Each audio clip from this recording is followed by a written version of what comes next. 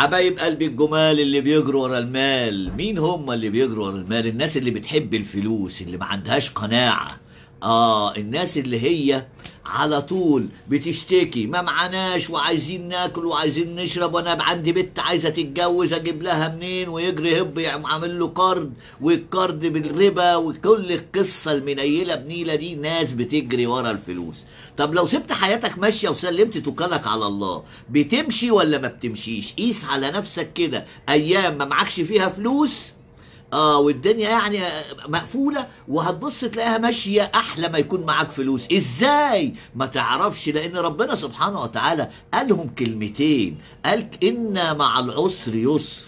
إن مع العسر يسر، يعني في وسط ما أنت عندك عسر في يسر. إزاي؟ ما تسألنيش، اسأل رب العباد. خد بالك الفلوس من الشيطان اللي بيجري ورا الفلوس ومفيش في دماغه حاجة غير إنه عايز فلوس وعايز لارجاه.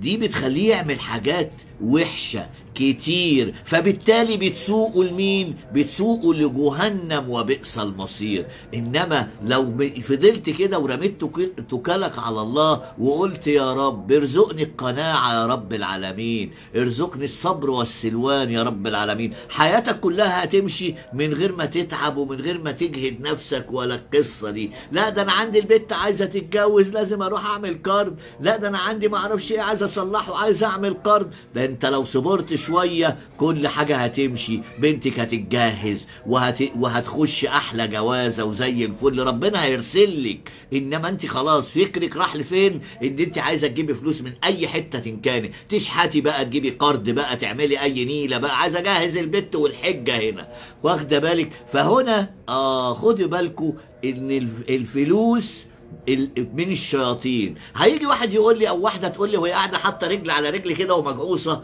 ما هو ربنا سبحانه وتعالى قال والمال والبنون زينه الحياه الدنيا. ما انتوا ما بتكملوهاش، لانكم لو كملتوها هتعرفوا ايه هو اللي خير وابقى. المال والبنون زينة الحياة الدنيا والباقيات الصالحات خير وأبقى. إيه هي الباقيات الصالحات؟ الباقيات الصالحات هي أعمالك وتكالك على رب العباد وتكالك على رب العباد. هتقول لي أنا ما معيش عايز أتجوز وأصلي لازم أعمل وبتاع، وتتنطط لي زي فرق قالوس كده. جوازك مكتوب زي موتك زي ولادتك بالظبط، كله مكتوب، مفيش حاجة مش مكتوبة، ربنا مش سايبها كده. ارموا حمولكم على الله بقى وخلوها على الله، ما تتعبوناش وتقرفونا.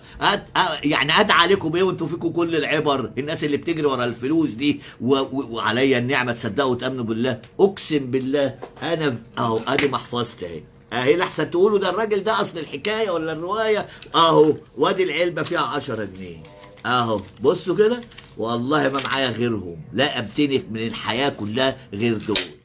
مش زعلان وفرحان وعايش مبسوط واخر تمام. حد يقدر يقول لي الحكاية ولا الرواية؟ هضرب صوابعي في عين اللي طرقه. ليه؟ لا احب استلف ولا احب اجيب قرض. معايا اكل واشرب واتبغدد، ما معيش برضه هاكل واشرب واتبغدد، ربنا مش هيسيبني. الكلاب في الشارع بتاكل، افهموها بقى. نهاركم جميل، نهاركم سعيد، يا رب تفهموها.